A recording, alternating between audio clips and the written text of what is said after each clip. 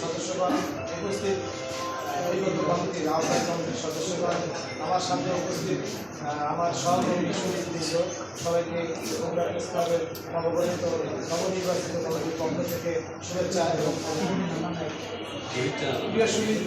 প্রিয় সহকর্মীবৃন্দ, আপনারা জানেন যে দীর্ঘ 15 বছরের ফ্যাসিবাদী শাসনের কারণে এই ঐতিহ্যের বগুড়া প্রেস ক্লাবের নির্বাচন বা গণতান্ত্রিক পন্থায় যে কাঙ্ক্ষিত যে রূপক্রিয়া সেইটা কিন্তু হয়।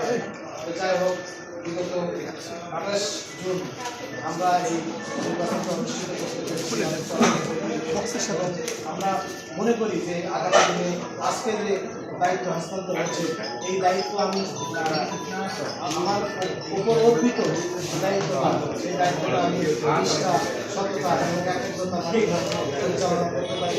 আপনারা আমাকে সহযোগিতা করবেন, এখানে রাজনৈতিক নেতৃবৃন্দ আছে, তারা আমাকে সহযোগিতা করবেন। এবং সবচাইতে বেশি আমি চাইবো যে আপনারা যারা সদস্য আছেন তারা আমাকে সহযোগিতা করবেন এবং এই বগুড়া প্রেস ক্লাবের যারা সদস্য হতে পারেননি তারাও আমাকে সহযোগিতা করবেন বিভিন্নভাবে।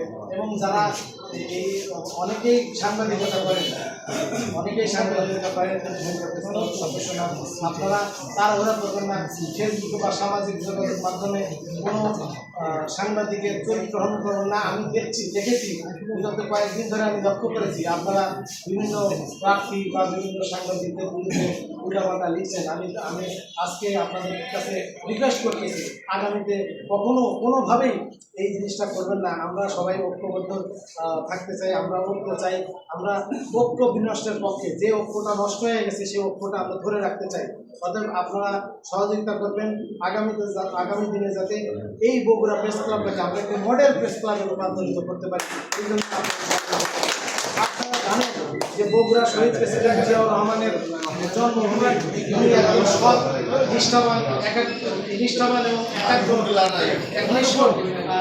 সততার একটি উৎকৃষ্ট উদাহরণ ছিল এই বগুড়ার মাটি। শহীদ প্রেসিডেন্ট জিয়াউর রহমানের এই বগুড়ার মাটিতে যে ভুলিপনা সমস্ত কিছুই কিন্তু ন্যায়, নিষ্ঠা এবং সৎ দ্বারা পরিবেশিত। অতএব আমরা এই বগুড়া প্রেস ক্লাব থেকে আপনাদের কাছে সকল বগুড়া